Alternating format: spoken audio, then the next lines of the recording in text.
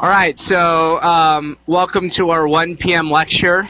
We'll keep this short and sweet because I know nobody wants to be here. We got people falling asleep before we even started, so that's a great sign.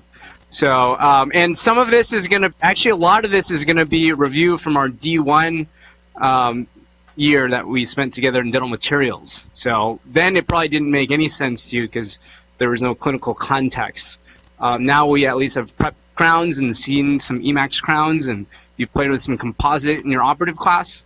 So hopefully some of this concepts and ideas will be a little bit more relevant and allow you to remember it a little bit more easily, right? So we're going to start with this idea of cementing a crown. And last year we had talked about there's two different ways, two different categories that we're going to put these cements in. Or sort of two different ideas for cementation. We're not going to spend a ton of time on this luting idea because we're going to get into it when we cement or lute our gold crown.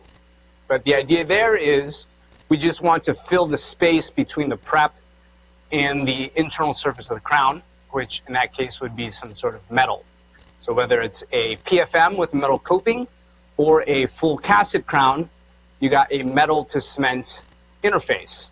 So the cement that we use, there's no actual bond of the cement to metal. It's just relying on sort of mechanical interlocking or friction, okay? But the advantage of that is, of course, if you ever need to cut it off, all you have to do is break the seal, and then you should be able to remove the crown. So we'll be able to do, we're going to do this exercise when we cement the crowns when we meet back in October. We're actually going to cement your pretty gold crown that you've shined up, and then we're going to promptly cut it in half. Okay? So that's luting, and the luting cement that we use in our clinic, just for your reference, is resin-modified glass ionomer, specifically Fuji Sem 2 is a product that we've been using over the years. Right? But let's get into this idea of adhesively bonding a crown into place. And this works well, or this works when you have a all ceramic material that has a glossy phase to it, which Emax does. So let's review our materials a little bit. Zirconia, what do we know about zirconia? It's strong, it's hard, because it's got a well-ordered crystalline structure. So there's very little glossy phase to it, which doesn't allow for good bonding. Okay? So with zirconia and with metal, kind of internal metal crowns, meaning cast or PFM, or full metal or PFM, you're going to lute them, okay, because there's not much that the cement can stick to. Now, with Emax and Empress, you have more of a glossy phase to it. And what you also learn in your Operative 2 class when we jump to veneers and we use traditional feldspathic porcelain, that of course also has a glossy phase to it, because that's our feldspathic porcelain. Okay? So all these things that you have a kind of silica-based or glassy phase, you can get some sort of bond to it via the cement. All right? So we have adhesive cement or resin cement. So different companies will, there's different terminologies used. I know it gets confusing because we talk about cementation, then there's like luting versus bonding. So for the purposes of this class, we're going to say adhesive cement or resin cement. Those will be used kind of synonymously, okay? So they kind of mean the same thing, meaning that we're going to treat the tooth by etching to create these little micro tags, macro tags in either the enamel or dentin, okay? And of course, dentin, we have that hybrid layer, right? All right, so let's talk about the steps for adhesively bonding the crown. So if we moved from left to right, we know that we have etched enamel, or it could be dentin. And with that, the purpose of etching was to, to roughen up the surface so we increase the surface area so that we can get better kind of penetration or interlocking with our bonding agent, right? So once you etch the enamel, you're going to have this bonding agent, and then the layer in between is going to be your resin cement, and then your resin cement will connect to your crown in some fashion. Okay, so let's start with the left side. So etched enamel, and then you're going to put your bonding agent on. So let's talk a little bit about the difference between enamel and dentin. So when we bond to enamel, do we want that surface completely dry or a little bit wet? And why do we want it completely dry? Yeah, Jen, you had an idea? Hydrophobic. Phobic, okay. What is hydrophobic? The bonding agent, right. So bonding agent will do better when it's in a completely dry environment because it's hydrophobic, right? It doesn't like water. And we don't have to worry about over drying the enamel because it doesn't have this collagen bed. It's mostly inorganic material, right? So you don't have that collapse of that collagen bed. Whereas if you contrast that with dentin, we know that we want to keep that just a little bit moist so we can keep that collagen bed intact. It doesn't collapse, okay? So that's a distinction. And yeah, so depending on where so your class 2 composites, you know, most of it is in dentin. So that's why we tell you, okay, we're going to have you keep that slightly moist, and knowing that we're going to have a little bit of a compromise in the parts that's touching the enamel. But most of that prep that you have exposed is in dentin, so we want to maximize that dentin bonding, okay? All right, so we know our resin cement, that is an organic material, and our tooth is inorganic. But because that bonding agent penetrates into those micro tags or macro tags very well, you get a really strong bond to that. So our adhesive will connect and make a chemical bond with the resin cement because they have the same, basically the same makeup. They're both bis GMA base material, right? So your Octi Bond Solo Plus, that's bis GMA base, and then your resin and your resin cement has some bis GMA like chemical too. So those things will be able to bond or hook up with each other. Okay. All right. So that's that. So we know feldspathic porcelain. So I use this slide just as a generic kind of porcelain. You know, each kind of ceramic there's differing compositions, but the kind of underlying principle is that you have some sort of crystalline phase and some sort of glassy phase. So in the case of Emax, you know, it's a lithium disilicate base rather than a lucite, but still the principle applies that we're trying to bond to this glassy phase that's made up of silica. Okay. So the question is, well, how do we get the silica to bind and kind of adequately bond to our resin cement? So again, we have a incompatibility in materials in the sense that one is organic, the other is inorganic. So we use this thing called a silane coupling agent that has two tails or two ends to this chain. One side is organic, the other side is inorganic. So the organic side is going to bond with the resin, which is bis GMA base, and the inorganic part is going to interface with the glassy phase or the silica that's in our crown. Okay? So we need to add this silane coupling agent. And specifically, we're going to use a Ivoclar product called Monobond Plus. Okay?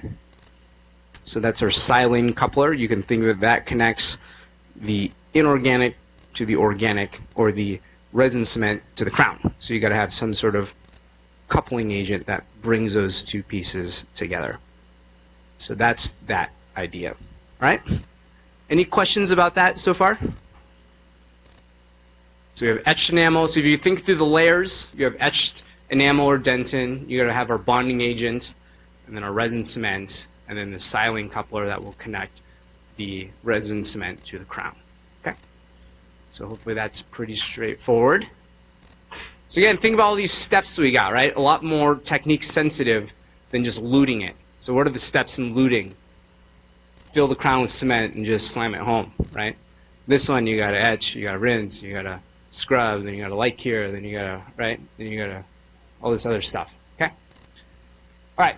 So a little bit about adhesive cements. We're not going to get too much into the details of all of them because there's many different types. But I just want to highlight the fact that there's companies will manufacture cements with varying kind of properties to them.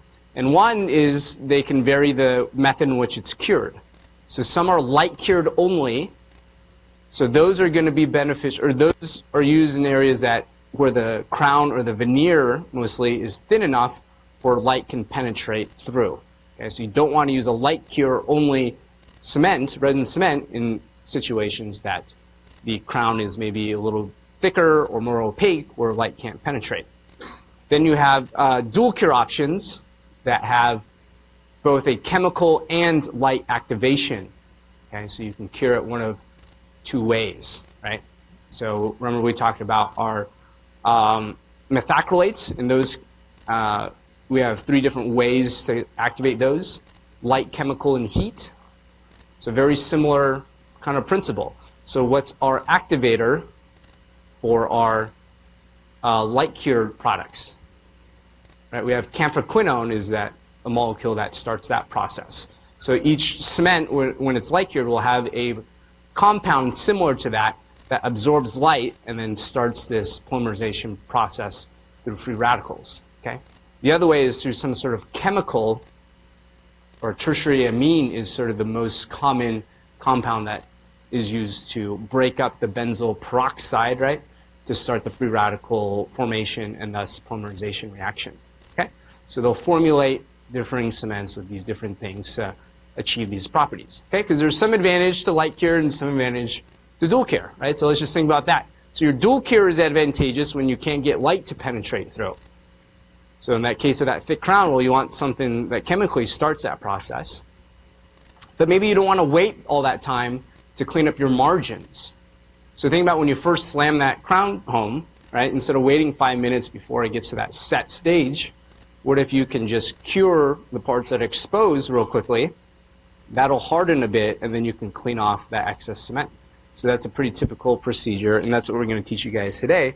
Is we're going to tack cures. One word that describes it is a 1 to 2 second cure on the buccal and lingual surfaces to get that cement to initially set around the margins. Then it gets to that sort of doughy kind of consistency that's very easy to clean off. Otherwise, you're waiting much longer for it to reach that consistency, and yeah, so you save some time there.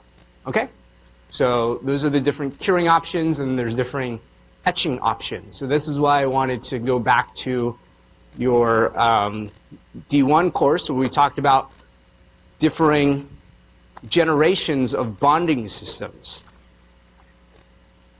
When we talk about fourth, so what's Octi Bond Solo Plus? What generation is that? Oh, it's right there, right? Fifth. Okay. All right, so we're going to go through, I think I have a chart here. Right, fourth, each one is separate. The etch, prime, and adhesive are all in separate bottles. Or the primer is designed so it penetrates down into the dentinal tubules, right? Because that tubules are it's water containing, right? And remember we said our bonding agent is hydrophobic.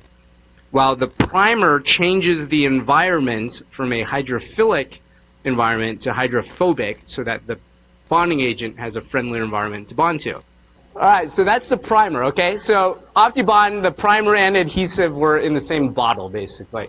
Fourth generation, they're separate bottles. Sixth generation, sometimes you have the etch part and the prime part in the same container. And then the seventh generation, you have it all in kind of one thing, okay? Well, you can take this concept and you can apply it to cements, right? So the idea between fourth and seventh generation. Fourth generation, we can consider that sort of our gold standard, meaning our bond strengths are best, right? But think about all the steps you got to do. So that's more technique sensitive. On the other end of the spectrum, when everything is in one bottle, there's just one step, but our bond strength is not as good, okay? So anyways, that's how you want to think about, as you combine steps, yes, it's more convenient, right? It takes out some of the technique sensitivity out of it, but what we found is that the bond strengths aren't as good, right? So let's jump back into that slide when it talks about cements, and we can also see that there's differing ways in which they formulate these things. So when we say total etch, think of this as very similar to your, or essentially the same steps that you did when you bonded to your composites, right? You etch the thing, you start around the enamel, then you go in the dentin, then you rinse that off, and then you scrub your Octi Bond, blow it thin, light cure, and then you stack on composite, okay? So same steps with your total etch system with these cements. Self-etch is when, like that 6th generation, where the etch and the prime or the bond is all in one kind of system, where the bonding agent or adhesive/primer contains the etch in it. The selective etch is when you start and just selectively etch the enamel first, rinse that off, and then you follow your regular protocol with the self-etch. Okay? And then the self-adhesive is very similar to the 7th generation bonding system, where everything is all in one container. Okay? All right, so in this process of cementation, one of the things that we want to talk about is this step here. Let's see if we put it in. Okay. Let's go and actually do the first 2 steps here. Make sure the inside of the Emax crown is etched with hydrofluoric acid. So here, before we do paint the silane layer on, so here we have our crown. So let's go. These are all our steps, right? So before we add the silane to the crown, remember the silane helps form that bridge between the crown and the cement. We want to clean the inside of the crown off. Okay? Because what happens is when you try that crown in the mouth, you have some of the phospholipids in your saliva that kind of adhere to the inside of your crown. Okay? By scrubbing that crown with Ivo Clean, which is this product here made by, once again, Ivo Clar. So this pink bottle here, this removes any phospholipids that may bind to the internal surface of the ceramic. Okay, so basically just think of it as it cleans off the inside of it. Okay, and even prior to trying the things in the mouth, when it leaves the lab, what the lab generally does for you is they'll add hydrofluoric acid to the inside of the crown. And the reason for that is very similar to the enamel, where we've etched it to roughen the surface. That's essentially what you're doing with the crown as well. So you're using a different type of acid, though. It's a hydrofluoric acid to roughen the inside surface of the crown so that more of that silane coupler and resin cement can engage that crystalline structure. Okay? So any questions about that? So hydrofluoric acid is used to etch the inside of the crown, and the purpose of that is to roughen the surface, to increase surface area. Right? That usually is done by the lab. You can do it yourself too if you don't trust them.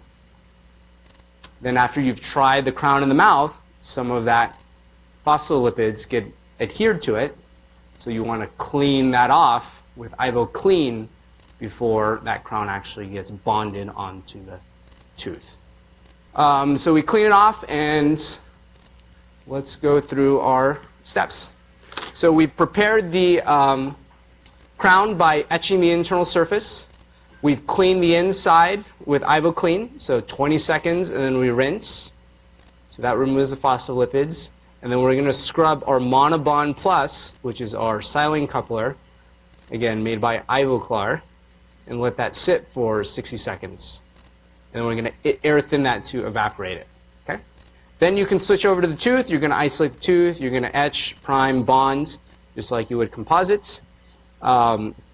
The only difference I think we're going to have you guys do is we're not going to have you cure the bonding agent. What we found is sometimes we don't air thin that bonding agent quite enough, so it actually pools, so you have a really thick area of your bond pooling in a certain area. Then when you take your crown and try to seat it, sometimes it didn't go down all the way because you've created a thick layer in one region. Okay, so we're a little bit cautious about you guys curing. I know a lot of the directions say to cure, but we've run into a few problems in the past where students weren't careful in thinning that out a bit. Okay, so we'll leave that uncured for the purposes of our clinic. Does that make sense? Okay. So anyways, yeah, we switch to the tooth. You're going to isolate, etch, do all that, and then load the crown with cement. You'll seat the crown, and then we're going to tack cure on both sides. So we'll get to a kind of rubbery state of that cement rather quickly that you can very easily clean off. And we'll show you a video of that coming up. Okay? All right, so let's finish things up here. So apply dual cure resin. Yep. So tack cure for 2 seconds, and then clean the outside, and then you'll finish off with a final cure. All right. The last thing I want to talk about is, so there's always a little bit of a gap, right, at your margin, or a layer of cement. Usually like microns, like 50 microns maybe. But the idea there is the last layer of that composite, or resin, or anything resin base, we have this oxygen inhibitor layer that we've talked about over and over again. So that top layer doesn't get fully polymerized because the air is obstructing that polymerization reaction. So what we do is we put glycerin, or specifically the brand, or the thing we're going to put is called liquid strip, and we're going to put that over the margin so that air isn't in contact with that layer, and then we're going to cure that again so that that oxygen inhibitor layer becomes fully polymerized. Okay, so just an extra step to ensure that the outermost layer of that cement comes to its full polymerization. It's fully polymerized. Okay, so that's that step. So let's finish up with, when it comes to Emax, we have the option to either lute or bond. And we've reviewed this before. But the idea is luting is sort of the simplest way to attach a crown to a tooth.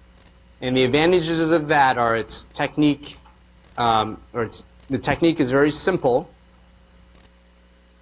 And if you ever need to cut it off, it's easy to take off the crown because all you have to do is break the seal. Okay? So most of the time, it's almost preferable to just lute. And then the couple of situations where bonding becomes very advantageous is when you don't have enough retention or resistance form. So the question is, well, what situation should an all-ceramic crown, more specifically Emax, should be adhesively bonded? Well, when you have minimal crown thickness or insufficient retention resistance form. So let's go through this. Okay? So we know retention is the ability to withdraw that crown along parallel to the path of insertion, and resistance is sort of a tipping force, right? So if the tooth itself has tall enough walls and they're tapered in such a way that it'll resist that movement, you don't need the extra help of that cement, or you can think of it as glue, to hold that crown in place, because the prep itself naturally does that. But if you have an over-tapered restoration, let's say, or a very short crown, and you don't have the natural resistance form to resist any dislodging forces, then you would want a cement that's going to help you hold that crown onto that tooth a bit better. So that's where an adhesive cement is very helpful. So when you lack retention or resistance form, an adhesive cement is going to be of much benefit. Where if you contrast that to a prep that already has sufficient retention or resistance form, well, yeah, you can say the cement is stronger, but you didn't really need that strength to begin with because your prep naturally had that ability to withstand dislodging forces. Okay.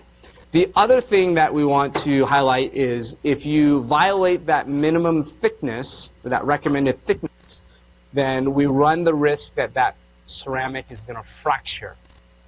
Okay. So if you're worried about ceramic fracturing due to thinness, then you rather use a cement that's more rigid. Because a more rigid cement is going to support that porcelain or that ceramic much better. Okay?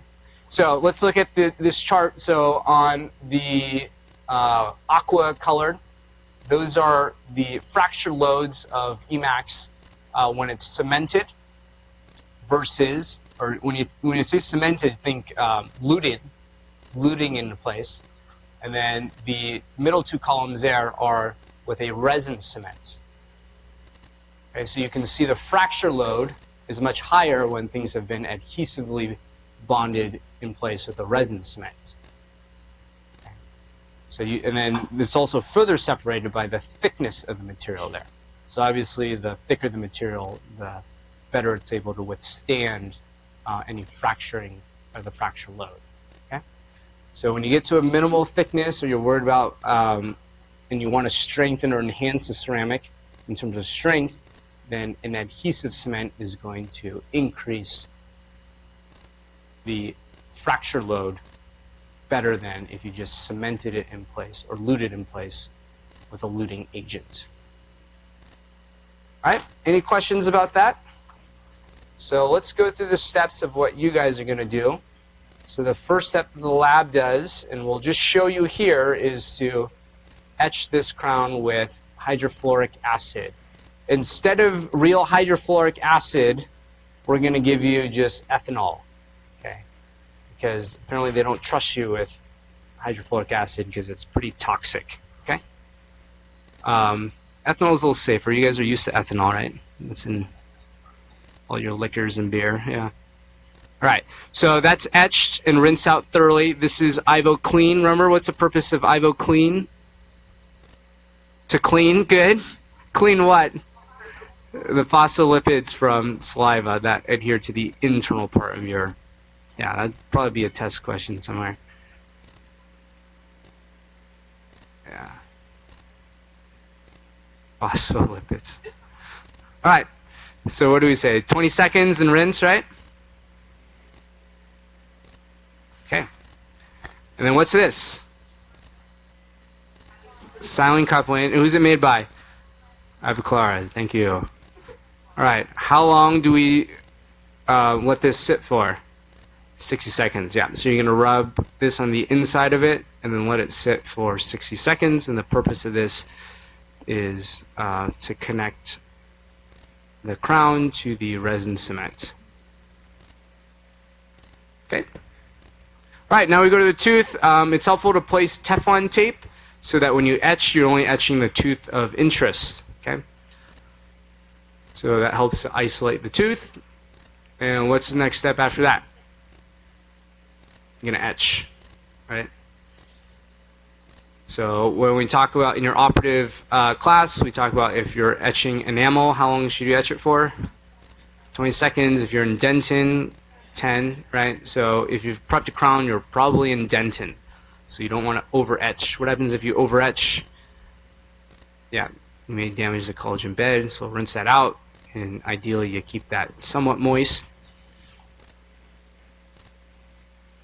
And then we're going to layer on our bonding agent. So in our clinic, we have Octi Bond Solo Plus.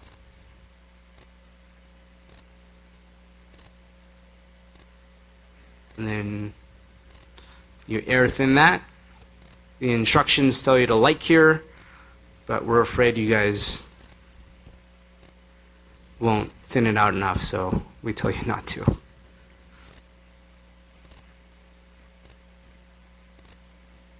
Yeah, I guess in sim we can trust you to do that. It's not a big deal. So I don't really care what you do if you light cure or not, but all right. Then it's right. So think about all the layers we got. This is etched with hydrofluoric acid. It had been Ivo Clean and Silane placed on the tooth. You had it etched, and then you have bonding agent, and now the last piece of the puzzle is your resin cement.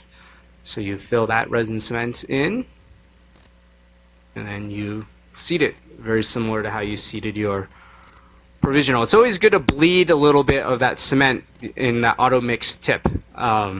Just so that first thing that comes out of that tip isn't always well mixed, okay? So don't forget to bleed. So you can see at this stage, it's not, it'll smear everywhere if you try to clean it up. So you do a tack cure, buccal and lingual, and you'll see with my Explorer, it'll be in this sort of rubbery stage that is very easy to clean off. You see how it just cleaves off like that, and that's what you want to see. Okay.